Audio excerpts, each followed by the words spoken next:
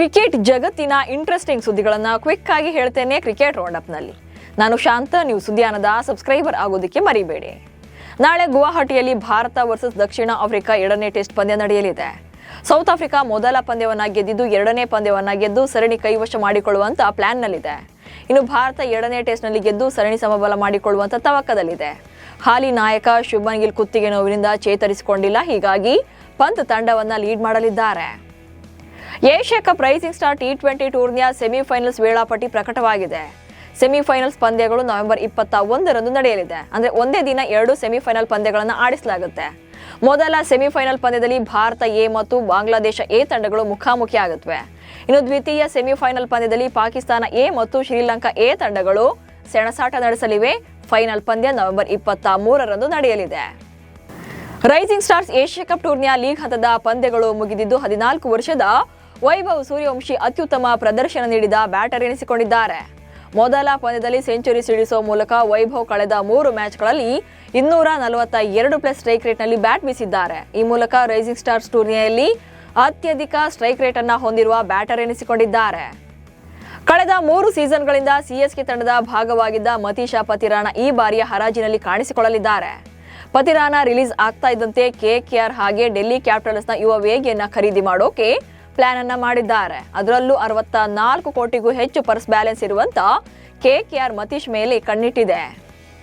ಅಬುಧಾಬಿಯಲ್ಲಿ ನಡೀತಾ ಇರುವಂತಹ T10 league ಪಂದ್ಯದ ವೇಳೆ ಭಾರತೀಯ ಕ್ರಿಕೆಟಿಗ ಹರ್ಭಜನ್ ಸಿಂಗ್ ಪಾಕಿಸ್ತಾನ ಆಟಗಾರ ಶಹನವಾಜ್ ದಹಾನಿಗೆ ಶೇಕ್ ಹ್ಯಾಂಡ್ ನೀಡಿ ಸುದ್ದಿಯಾಗಿದ್ದಾರೆ. ವರ್ಲ್ಡ್ ಚಾಂಪಿಯನ್ಸ್ ಟೂರ್ನಿಯಲ್ಲಿ ಪಾಕಿಸ್ತಾನ ಚಾಂಪಿಯನ್ಸ್ ವಿರುದ್ಧದ ಪಂದ್ಯದಲ್ಲಿ ಕಣಕ್ಕಿಳಿಯೋಕೆ ಹರ್ಭಜನ್ ಹಿಂದೇಟು ಹಾಕಿದ್ರು. ಈಗ ಪಾಕ್ ಆಟಗಾರನಿಗೆ ಹಸ್ತಲಾಘವ ಮಾಡಿದ್ದು ವಿಡಿಯೋ ಸೋಷಿಯಲ್ ಮೀಡಿಯಾದಲ್ಲಿ ವೈರಲ್ ಆಗ್ತಾ ಇದೆ. ಟೀಮ್ ಇಂಡಿಯಾದ ಸ್ಟಾರ್ ಆಟಗಾರ್ತಿ ಸ್ಮೃತಿ ಮಂದನ ತಮ್ಮ ನಿಶ್ಚಿತಾರ್ಥದ ವಿಚಾರವನ್ನ ವಿಶೇಷ ವಿಡಿಯೋ ಮೂಲಕ ಹೇಳಿದ್ದಾರೆ. ಟೀಮ್ ಇಂಡಿಯಾದ ಸಹ ಆಟಗಾರ್ತಿಯರ ಜೊತೆಗೆ ಸಮಜೋ ಹೋ ಹಿ ಗಯಾ ಹಾಡನ್ನ ಬಳಸಿಕೊಂಡು ಡ್ಯಾನ್ಸ್ ಮಾಡಿ ತಮ್ಮ ನಿಶ್ಚಿತಾರ್ಥವನ್ನ ಖಚಿತಪಡಿಸಿದ್ದಾರೆ. ಸ್ಮೃತಿ ಮಂದನ ಅವರು ಗಾಯಕ ಹಾಗೆ ಸಂಗೀತ ಸಂಯೋಜಕ ಆಗಿರುವಂತ ಪಾಲಾಶ್ ಮುಚ್ಚಲ್ ಅವರನ್ನ ಮದುವೆಯಾಗಲಿದ್ದಾರೆ. ಭಾರತೀಯ ಕ್ರಿಕೆಟ್ ತಂಡದ ಸ್ಟಾರ್ ಆಲ್ರೌಂಡರ್ ಹಾರ್ದಿಕ್ ಪಾಂಡ್ಯ ಅವರ ನಿಶ್ಚಿತಾರ್ಥದ ವದಂತಿಗಳು ಜೋರಾಗಿವೆ.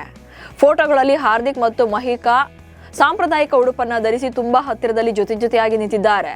ಈ ಫೋಟೋದಲ್ಲಿ ಮಹಿಕಾ ಬೆರಳಿನಲ್ಲಿರುವಂತಹ ಉಂಗುರ ಎಲ್ಲರ ಕಣ್ಣು ಕುಕ್ತಾ ಇದೆ. ಅಭಿಮಾನಿಗಳು ಇವರಿಬ್ರು ಕೂಡ ನಿಶ್ಚಿತಾರ್ಥ ಮಾಡಿಕೊಂಡಿರಬಹುದು ಎಂದು ಊಹಿಸಿದ್ದಾರೆ. ಅಸ್ಸಾಂನ ಕಾಜಿರಂಗ ರಾಷ್ಟ್ರೀಯ ಉದ್ಯಾನವನಕ್ಕೆ ಅನಿಲ್ ಕುಂಬ್ಳೆ ಅವರು ತಮ್ಮ ಪತ್ನಿಯೊಂದಿಗೆ ಪ್ರವಾಸ ಮಾಡಿ ಅಲ್ಲಿನ ಜೀಪ್ ಸಫಾರಿಯಲ್ಲಿ ಬಾಗೋರಿ ಅರಣ್ಯ ಶ್ರೇಣಿಯಲ್ಲಿ ಸುತ್ತಾಡಿದ್ದಾರೆ. ಉದ್ಯಾನವನದ ಸೌಂದರ್ಯ, ವನ್ಯಜೀವಿಗಳು ಹಾಗೆ ನಿರ್ವಹಣೆ ಬಗ್ಗೆ ಮೆಚ್ಚುಗೆ ವ್ಯಕ್ತಪಡಿಸಿದ್ದಾರೆ.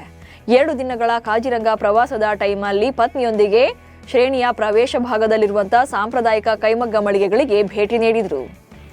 ಮುಂಬರುವ ಸೈಯದ್ ಮುಷ್ತಾಕ್ ಅಲಿ ಟ್ರೋಫಿ ದೇಶೀಯ T20 ಟೂರ್ನಿಗೆ 16 ಆಟಗಾರರ ಕರ್ನಾಟಕ ತಂಡ ಪ್ರಕಟಗೊಂಡಿದೆ.